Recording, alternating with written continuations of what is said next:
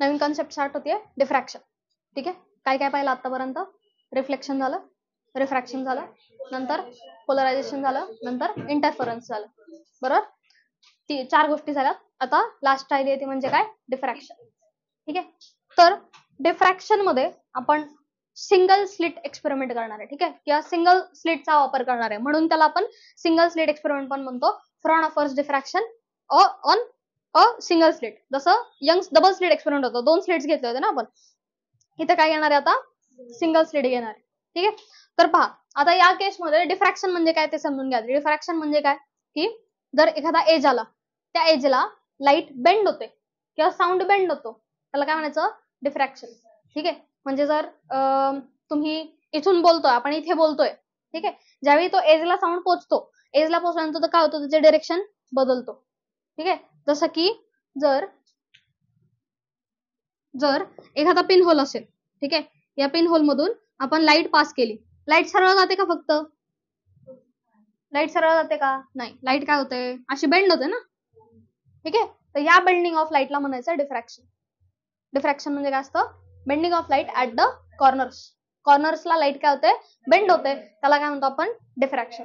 तर डिफ्रॅक्शन मध्ये जसा इंटरफरन्सला पॅटर्न मिळाला होता ना, तसा सेम टू सेम डिफ्रॅक्शनचा पॅटर्न मिळतो. एक गोष्ट फक्त त्यात नवीन असते, ती म्हणजे इंटरफरन्सचा जसा ऑल्टरनेट डार्क आणि ब्राईट फ्रिंजचा पॅटर्न मिळतो, बरोबर, तर सेंटरला एक ब्राईट फ्रिंज मिळते इंटरफरन्स मध्ये. पण डिफ्रॅक्शन एक इंटरफरन्स हे कसं ओळखायचं?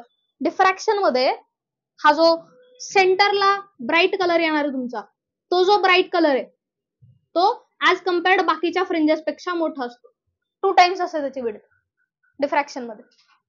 ठीक आहे, इंटरफरन्स मध्ये कसं, ज्यावेळी तुम्ही फ्रिंज विड्थ घेता तर सगळ्यांची फ्रिंज विड्थ काय ते सारखीच येते, सेम येते. ठीक आहे, जर ऑल्टरनेट डार्क आणि ब्राईटचा पॅटर्न येतोय सपोज, तर हा ऑल्टरनेट डार्क आणि ब्राईटचा जो पॅटर्न आहे, त्या पॅटर्न मध्ये सगळ्यांची जी विड्थ असते, डार्क असेल ब्राईट असेल, सगळ्यांची विड्थ काय असणार आहे? सेम असते. पण हेच जर डिफ्रॅक्शनच्या बाबतीत घेतलं तर डिफ्रॅक्शनच्या बाबतीत काय होतं की जी सेंट्रल ब्राईट फ्रिंज मिळणार आहे तिची विड्थ यांच्यापेक्षा डबल असेल आणि मग बाकीचे येतील. ठीक आहे, समजलंय का? हिची विड्थ काय असेल? या सगळ्यांपेक्षा जास्त असेल. डिफ्रॅक्शन मध्ये आपल्याला एक सेंटरला ब्राईट फ्रिंज मिळते, जी की असते थोडीशी जास्त. ठीक आहे, तिची जी विड्थ असते ती काय असते? जास्त असते डिफ्रॅक्शनच्या केसमध्ये. मग इंटरफरन्स पॅटर्न आहे की डिफ्रॅक्शन पॅटर्न आहे याच्यावरून ओळखायचं. इंटरफरन्स पॅटर्न मध्ये सगळा जो पॅटर्न आहे त्याची विड्थ काय राहते? सेम राहते. पण डिफ्रॅक्शन मध्ये सेंटरला एक ब्राईट फ्रिंज मिळते, जिची विड्थ ह्यांच्या ट्वाइस असते, 2 टाइम्स असते. ठीक आहे, डिफ्रॅक्शन म्हणजे काय? मग bending of light at the edges. Light ही एजेसला काय होते? बेंड होते, त्याला आपण काय म्हणायचं? डिफ्रॅक्शन. मग डिफ्रॅक्शन 2 प्रकारचे. फर्स्ट आहे फ्रॉनहोफर's डिफ्रॅक्शन. काय फ्रॉनहोफर's डिफ्रॅक्शन, फ्रॉनहोफर's डिफ्रॅक्शन. आणि सेकंड आहे फ्रेस्नेल's डिफ्रॅक्शन. ठीक आहे, दोघांनी डिफ्रॅक्शनचा फेनॉमेनॉन शोधलाय. डिफ्रॅक्शन पॅटर्न सेमच मिळतो, बट फक्त फ्रॉनहोफर जो आहे, फ्रॉनहोफर मध्ये या स्लिट आणि स्क्रीन मधलं डिस्टन्स जास्त आहे आणि फ्रेस्नेल मध्ये कमी. एवढाच फरक आहे दोघांमध्ये. ठीक आहे, जो फ्रॉनहोफर आहे, फ्रॉनहोफर मध्ये डिफ्रॅक्शनचा जो पॅटर्न आहे, सॉरी, ते जे स्क्रीन आहे आणि स्लिट्स आहे यांच्यातलं डिस्टन्स जास्त आहे आणि फ्रेस्नेल मध्ये कमी. समजलंय का? फ्रेस्नेल आणि फ्रॉनहोफर. ठीक आहे, दोन्ही एकदा वाचून घ्याल. फ्रेस्नेल आणि फ्रॉनहोफर काय डिफ्रॅक्शन आहे, दोघांच्या याच्यात फरक काय. ठीक आहे, फ्रेस्नेल's डिफ्रॅक्शन आणि फ्रॉनहोफर's डिफ्रॅक्शन. तर आता आपण कोणाचं स्टडी करणार आहे? फ्रॉनहोफर's डिफ्रॅक्शन. डिफ्रॅक्शन सगळ्यांना समजलंय. डिफ्रॅक्शन म्हणजे काय? Bending of light at the edges. एजेसला लाईट बेंड होतं, त्याला काय म्हणणार? डिफ्रॅक्शन म्हणणार. जसे की इंटरफरन्स आहे, इंटरफरन्स मध्ये काय होतं? लाईट ही काय होते? सुपर इम्पोज होते. ठीक आहे, स्लिट्स म्हणून पास झाल्यानंतर लाईट काय होते? सुपर इम्पोज होते, एकमेकांवर ओव्हरलॅप करते. सुपर इम्पोज झाल्यानंतर मग एक पॅटर्न दाखवते ती. एका याच्यात डिस्ट्रक्टिव्ह इंटरफरन्स असतो, एकाच्यात कन्स्ट्रक्टिव्ह, डिस्ट्रक्टिव्ह, कन्स्ट्रक्टिव्ह असा येतो पॅटर्न तो. ठीक आहे, म्हणजे लाईट काय होते? सुपर इम्पोज झाल्यानंतर तुम्हाला कोणता पॅटर्न दिसतो? कोणता पॅटर्न दिसतो? इंटरफरन्सचा. आणि एजेसला बेंड झाल्यानंतर कोणता पॅटर्न दिसणार आहे? डिफ्रॅक्शनचा पॅटर्न दिसणार आहे. दोन्ही सारखेच आहेत, बट फक्त एक त्यांच्यात डिफरन्स आहे, सेंट्रल फ्रिंजचा डिफरन्स. समजलंय? समजलंय? मग आता पहा, आता हे फ्रॉनहोफर's डिफ्रॅक्शन आहे. ठीक आहे, कोणतं डिफ्रॅक्शन आहे? फ्रॉनहोफर's डिफ्रॅक्शन. फ्रॉनहोफर's डिफ्रॅक्शन मध्ये एकच गोष्ट, ती म्हणजे याच्यात स्लिट्स आणि स्क्रीन मध्ये. स्पेलिंग चुकलं का? आता बरोबर आहे का? बरं, ठीक आहे, तर स्लिट आणि स्क्रीन मधलं डिस्टन्स जास्त असणार या केसमध्ये. मग आता सेम टू सेम जसं तुम्ही यंग्स डबल स्लिट मध्ये केलं तसंच आहे, बट फक्त इथं कंडिशन रिव्हर्स होतात. कंडिशन रिव्हर्स होण्याचं रिजन इथे आपण 3 डिफरंट वेव्स घेतलेल्या आहेत, 3 डिफरंट लाईटच्या रेज घेतलेल्या आहेत. ठीक आहे, आता इथे पहा एकच स्लिट आहे इथं. ठीक आहे, एकच स्लिट आहे. स्लिट किती आहे? एकच. त्या स्लिटला इथे हे स्लिटचे एजेस आहेत, या एजेसला लाईट काय होते? बेंड होते. ठीक आहे, मग ती या साईडला पण होईल आणि या साईडला पण होईल. आता आपण घेतली आहे ती या साईडची जी बेंडिंग झालेली आहे, ही वाली बेंडिंग जी झालेली आहे ती घेतली आहे. ठीक आहे, आणि एक सरळ जाती ती लाईट घेतली आहे. सरळ जाती याचा अर्थ इथं काय मिळणार तुम्हाला? ब्राईट फ्रिंज मिळणार आहे.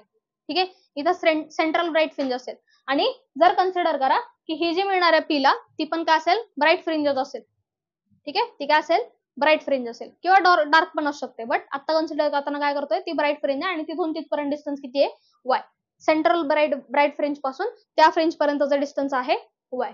ठीक आहे, मग आता काय केलं आपण? 3 रेज कन्सिडर केल्या. फर्स्ट जी आहे ती अनडेव्हिएटेड तशीच जातीये. ठीक आहे, बाकीच्या जे एजेसच्या आहेत त्या काय होतात? या लेन्स मधून ज्यावेळी पास होतील त्या काय होतात? त्यावेळी रिफ्रॅक्ट होतात. रिफ्रॅक्ट होऊन त्यांची डिरेक्शन बदलते आणि ते एका पॉइंटला येऊन कॉन्व्हर्ज होतात. ठीक आहे, लेन्स आहे ही कोणती लेन्स आहे? Convex lens. कॉन्व्हेक्स लेन्स काय असते? Converging lens. ती काय करते? रेजला कॉन्व्हर्ज करते. कोणती लेन्स वापरली? कॉन्व्हेक्स. कॉन्केव्ह काय करते? डायव्हर्ज करते. ठीक आहे, तर मग ह्या ज्या रेज आहेत त्या एका पॉइंटला येऊन काय होतील? कॉन्व्हर्ज होतील. ठीक आहे, ज्यावेळी सरळ जात आहेत त्या पण एका पॉइंटला येऊन काय होतील? कॉन्व्हर्ज होतील. बरोबर आहे. जर स्लिट्स मधला डिस्टन्स किंवा या एजेस मधला डिस्टन्स काय घेतलं? ए घेतलं. याचा अर्थ इथून सेंटर पर्यंत आणि इथून सेंटर पर्यंत काय येणार? a/2 आणि a/2. ठीक आहे, या वेव्ह मध्ये ही जी वेव्ह आहे बी पी आणि ए पी या दोघांमधला जो पाथ डिफरन्स आहे, पाथ मध्ये जो डिफरन्स येणार आहे तो आपण कशाने मार्क केला? एसी ने मार्क केला. बरोबर, पाथ डिफरन्स आहे ना तो. इथून पुढे त्या वेव्ह दोन्ही काय होतात? सारख्या होतात. बट एवढा पार्ट ह्या वेव्ह मध्ये काय जास्त आहे, ह्या रे मध्ये काय तो जास्त आहे. ठीक आहे, तो पार्ट बीसी म्हणजे काय येणार आहे? पार्ट डिफरन्स येणार आहे. ठीक आहे, हा काय इथला पार्ट डिफरन्स आहे ह्या दोन रेज मधला. कोणामधला? एपी आणि सीपी मधला. ठीक आहे, एपी आणि सीपी नाही, बीपी यायला पाहिजे ते. या दोघांमधला तो काय? पाथ डिफरन्स आहे. समजते का? Path difference. पाथ डिफरन्स म्हणजे काय? पाथ डिफरन्स म्हणजे दोन्ही ज्या पाथ्स आहेत त्या पाथ्स मध्ये कितीचा फरक आहे तो म्हणजे पाथ डिफरन्स येतो. आता याच्यात जर पाहिलं, या ज्या रेज मध्ये पाहिलं एपी आणि बीपी मध्ये पाहिलं तर एवढा पार्ट बीपी मध्ये काय जास्त आहे म्हटल्यानंतर त्यांचा तो काय? पाथ डिफरन्स आहे. बीसी इतका काय? तो पाथ डिफरन्स आहे. समजलंय का? समजलंय नक्की? त्यानंतर या स्क्रीन पासून स्लिट पर्यंत डिस्टन्स काय? Capital D. ते दरवेळी सारखंच राहणार आहे. ठीक आहे, इथे डी पण घेऊ शकता. जे आपण स्लिटचा डिस्टन्स घेतलं होतं ना, डी घ्यायचं का? d/2 ठीक, हा करूया चेंज ते. ठीक आहे, तर मग पार्ट डिफरन्स एपी आणि बीपी मधला पार्ट डिफरन्स काय येणार आहे? बीसी काय येणार आहे? बरोबर, त्यालाच आपण डेल्टा एल म्हटलंय. ठीक आहे, इन ट्रायंगल एबीसी जो ट्रायंगल आहे ए बी सी हा जो ट्रायंगल आहे, हा छोटा ट्रायंगल इथे दिसतोय, त्याच्यात जर साइन थिटा घेतला तर साइन थिटा काय येतो? बरं, अपोजिट अपॉन हायपोटेनियस. हा अँगल थिटा आहे. ठीक आहे, हा अपोजिट आहे म्हणजे बीसी अपॉन हायपोटेनियस काय आहे? एबी. बरोबर, म्हणजे बीसी अपॉन एबी. बीसी काय आपला पार्ट डिफरन्स आहे डेल्टा एल आणि एबी काय? स्लिट मधलं डिस्टन्स और स्लिटच्या एजेस मधलं डिस्टन्स. ठीक आहे, त्याला म्हटलं डी.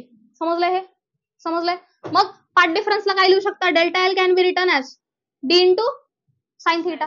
डी इकडे मल्टिप्लिकेशन जाईल फक्त. काय मिळालं? D into sine theta. याला इक्वेशन 1 म्हणा. आता जर तुम्हाला आठवत असेल यंग्स डबल स्लिट एक्सपेरिमेंट मध्ये आपण ज्यावेळी कन्स्ट्रक्टिव्ह इंटरफरन्स होता त्यावेळी पार्ट डिफरन्स कितीचा होता? एन लॅम्बडाचा होता. बरोबर, इथे काय आलाय? तो एन प्लस हाफ लॅम्बडा. असं का झालं? कारण ह्या दोन वेव्स मध्ये ही बीपी आणि एपी या दोघांमध्ये जर पार्ट डिफरन्स एन लॅम्बडाचा असेल तर मधली जी वेव आहे आणि याच्यात आणि या वेव आणि याच्यात λ/2 चा पार्ट डिफरन्स येतो. कुछ समजे? जर बाहेरच्या दोन रेज मध्ये ही आणि ही रे दोघांमध्येचा पार्ट डिफरन्स कितीचा आहे? लॅम्बडाचा आहे. ठीक आहे, मग मध्ये एक लाईन ड्रॉ केली तर यांच्यात आणि यांच्यात किती होईल? λ/2 चा आणि याच्यात पण काय होईल? λ/2 चा. म्हणजे काय झालं? ही जी रे आहे ही दोघांसोबतही कसं हे करेल? कोणता इंटरफरन्स शो करेल? डिस्ट्रक्टिव्ह इंटरफरन्स शो करेल. ठीक आहे, मग या दोघांमध्ये कन्स्ट्रक्टिव्ह इंटरफरन्स झाला पाहिजे आणि याच्यात आणि याच्यात सुद्धा कन्स्ट्रक्टिव्ह इंटरफरन्स झाला पाहिजे. म्हणून पार्ट डिफरन्स आपण घेतो एन प्लस हाफ लॅम्बडाचा. ठीक आहे, कुछ समजे? जर एन लॅमडाचा फेज डिफरन्स झाला, एन लॅमडाचा पार्ट डिफरन्स झाला दोघांमध्ये, तर काय होतंय याच्यात आणि याच्यात कितीचा होतोय λ/2चा, आणि याच्यात आणि याच्यात पण किती होतोय λ/2चा. याचा अर्थ ही रे आणि ही रे एकमेकांसोबत कसे हे करतील, कोणता इंटरफरन्स शो करतील, डिस्ट्रक्टिव्ह.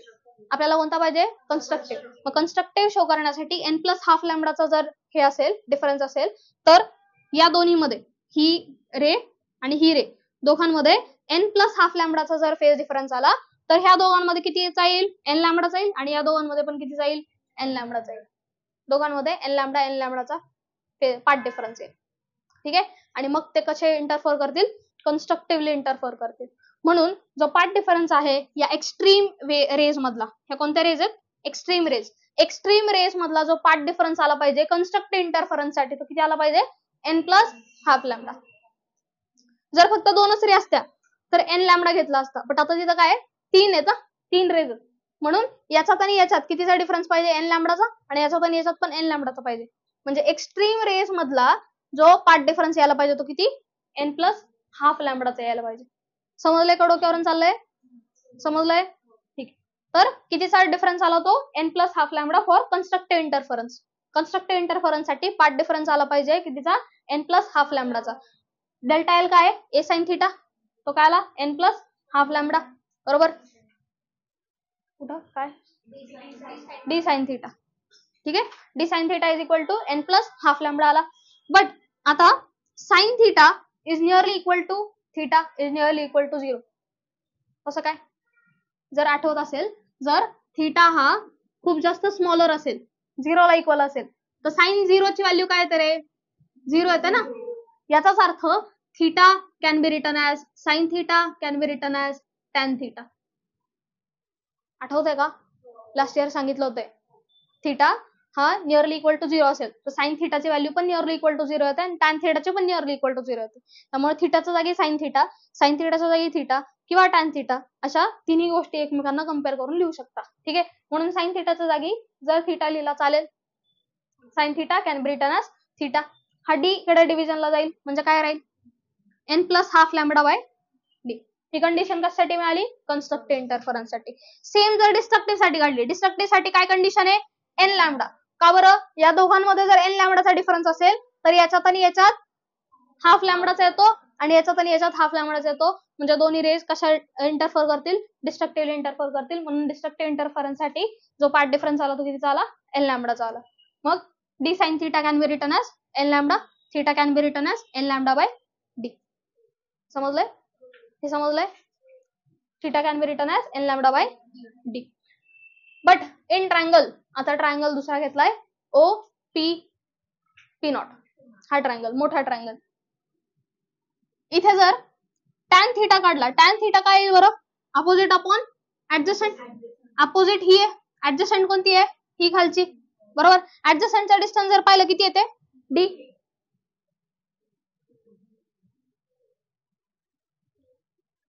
ऍडजसंट डिस्टन्स किती आहे, डी, बरोबर. अपोजिट काय, वाय, ऍडजसंट काय, डी. ठीक आहे, अपोजिट अपॉन ऍडजसंट, टॅन थिटाची व्हॅल्यू किती आली ती, अपोजिट अपॉन ऍडजसंट. त्यालाच काय लिहू शकतो तुम्ही, थिटा लिहू शकता ना, और त्याच्या जागी साइन थिटा पण लिहू शकता. ठीक आहे, म्हणजे या थिटाच्या जागी जर Y upon D value put केली तरी चालेल, चालेल, कारण दोन्ही काय आहेत, सारखेच आहेत. ठीक आहे, सेमच आहेत, नियरली इक्वल टू 0 आहेत. म्हटल्यानंतर फॉर कन्स्ट्रक्टिव्ह इंटरफरन्स किंवा डार्क फ्रिंज मिळवायची, डार्क फ्रिंज कधी मिळते, ज्यावेळी डिस्ट्रक्टिव्ह इंटरफरन्स होतो त्यावेळी. ठीक आहे, आणि ब्राईट फ्रिंज कधी मिळेल, ज्यावेळी कन्स्ट्रक्टिव्ह इंटरफरन्स होतो त्यावेळी. मग कन्स्ट्रक्टिव्ह इंटरफरन्सच्या वेळी थिटाच्या जागी जर वाय बाय डी पुट केलं चालेल. हे खोडू का आता डायग्राम, पुढचं लिहायचं राहिले, करू करा, काढा ना नंतर.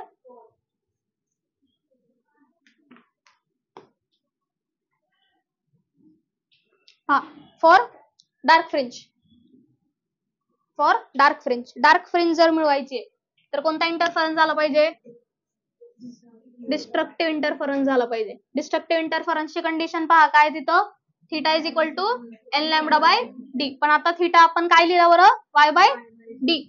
y by D can be written as n lambda by D. Therefore y is equal to काय मिळेल, n lambda D by D. For कोणती fringe, dark fringe. For bright fringe, bright fringe साठी काय करू शकता, for bright fringe. Bright fringe साठी theta is equal to काय n plus half lambda आणि त्यालाच काय लिहू शकता y by d is equal to n plus half lambda by d. बरोबर. मग y इज इक्वल टू काय येईल n plus half lambda D by d. हे कशासाठी मिळालं फॉर ब्राईट फ्रिंज. ह्याच्या कंडिशन्स आहेत त्या कंडिशन्स यंग्स डबल स्लिट मध्ये उलट्या आहेत.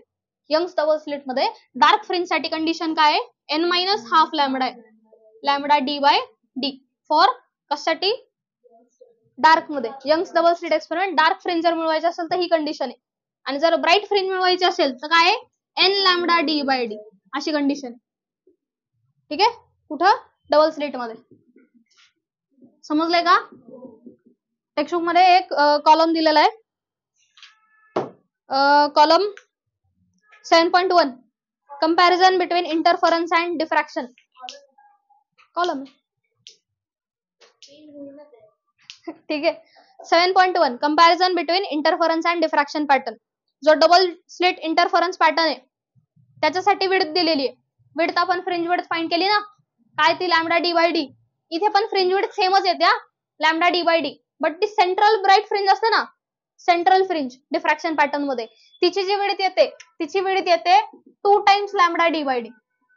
बाकीच्या फ्रिंजेसची लॅमडा डी बाय डी. दोघांच्याही केसमध्ये डबल स्लिट असू दे सिंगल स्लिट असू दे दोघांच्याही केसमध्ये विड्थ येते lambda D by d. Width सेमच राहते. काय राहते lambda D by d. But diffraction मध्ये जे सेंट्रल फ्रिंज असते ती मोठी असते ना तिची जी विड्थ येते ती काय येते 2 lambda D by D. Central bright फ्रिंजची विड्थ येते 2 लॅमडा डी बाय डी. त्याच्यावर डायरेक्ट एक्झाम्पल पण येतो. म्हणजे डायरेक्ट तुम्हाला स्लिट डिस्टन्स दिलेलं असतं एजेस मधलं डिस्टन्स दिलेलं असतं वेव्हलेंथ दिलेली असते. वेव्हलेंथ युजली तुम्हाला आर्मस्ट्रॉंग मध्ये देतं. आर्मस्ट्रॉंगचं मीटर मध्ये कन्व्हर्जन काय -10. कितीचं कन्व्हर्जन -10. ठीक आहे. तर हे कन्व्हर्जन करायचं. कन्व्हर्जन करून त्यात पुट करायचं आणि सेंट्रल फ्रिंजचं काय फाइंड करायचं तुम्हाला विड्थ फाइंड करायची असते. त्यावेळी फक्त त्याच्यात पुट करायचं असतं ते. ठीक आहे. समजलंय. पुढे फेज डिफरन्स दिलाय. Phase difference. ठीक आहे. फेज डिफरन्स जो आहे तो याच्यात यंग्स डबल स्लिट मध्ये n इंटू 2 पाय असा दिलाय. असं का बरं आलं n इंटू 2 पाय. या बरं यंग्स डबल स्लिट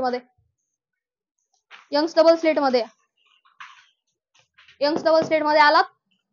पहा फेज डिफरन्सचा जो फॉर्म्युला आहे हे खोडू का आता. करू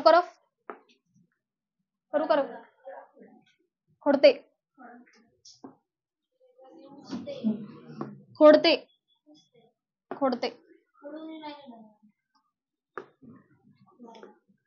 पेन्सिल लिहिल्यावर पण खोडणंच म्हणतो ना आपण. मग मी पेनने लिहिलंय मग खोडणार नाही तर काय करणार. ठीक आहे. पहा आता तुम्हाला याच्यासाठी कोणता यंग्स डबल स्लिट एक्सपेरिमेंट साठी फेज डिफरन्स लिहायचा आहे. ठीक आहे. फेज डिफरन्स लिहायचा तो किती येणार आहे. ठीक आहे. तर phase difference is equal to काय येतो.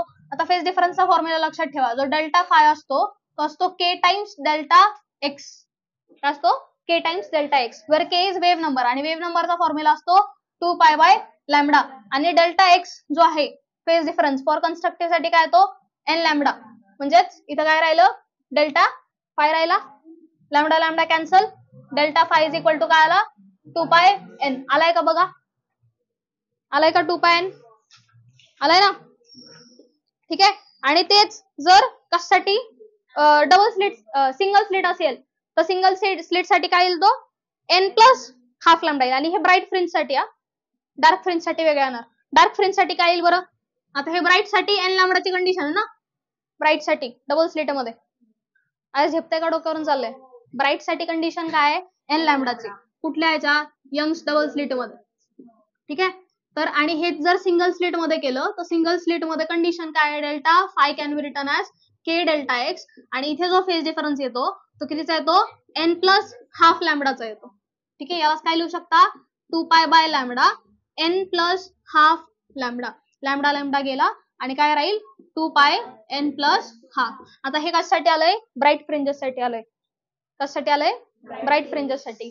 डार्क फ्रिंजेस साठी काय लिहाल delta five can be return as k delta x. Delta x काय येतो इथे या केसमध्ये या केसमध्ये डेल्टा एक्स काय येतो, एन मायनस हाफ लॅमडा येतो ना फॉर डार्क फ्रिंज. म्हणजे लॅमडा लॅमडा गेला, काय राहील 2 पाय एन मायनस हाफ. इथे काय कंडिशन येईल डायरेक्ट सांगा बरं, इथे काय कंडिशन येईल, इथे काय कंडिशन येईल, के डेल्टा एक्स असेल सपोज, ठीक आहे, म्हणजेच 2 पाय अपॉन लॅमडा आणि डेल्टा एक्स इथं काय असणार आहे, n lambda for dark fringe. ठीक आहे, गेला काय राहील 2 पाय एन. ही फ्रिक्वेन्सी नाही बरं, ही काय नंबर ऑफ फ्रिंज, किती फ्रिंज ते. ठीक आहे, समजलंय का. फर्स्ट ती लाईन हे आहे कशाचं, हे सिंगल डबल स्लिट साठी, यंग्स डबल स्लिट साठी, आणि हे आहे सिंगल स्लिट साठी. ठीक आहे, समजलंय का, समजलंय. नंतर अँग्युलर पोझिशन थीटा काढलाय, theta n lambda by d derivation मध्ये काढलेला आहे, एन लॅमडा बाय डी, आणि याच्यासाठी n plus half lambda by d derivation मध्ये काढलेला आहे. पहा इथंच आहे. फॉर ब्राईट फ्रिंज साठी काय आहे सिंगल स्लिट मध्ये n plus half lambda by d, आणि जर याच्यात पाहिलं कशात यंग्स डबल स्लिट मध्ये तर ब्राईट फ्रिंज साठी एन राहणार आहे फक्त. जर तुम्ही फक्त यंग्स वाले केले ना तर याच्या बरोबर सिंगल स्लिटच्या बरोबर कळून जातं. यंग्स मध्ये जर थिटाची condition N lambda by D आहे तर ती ऑब्विसली सिंगल स्लिट मध्ये काय होईल, N plus half lambda by D होणार. ठीक आहे, फक्त एवढा चेंज होतो. समजलंय का.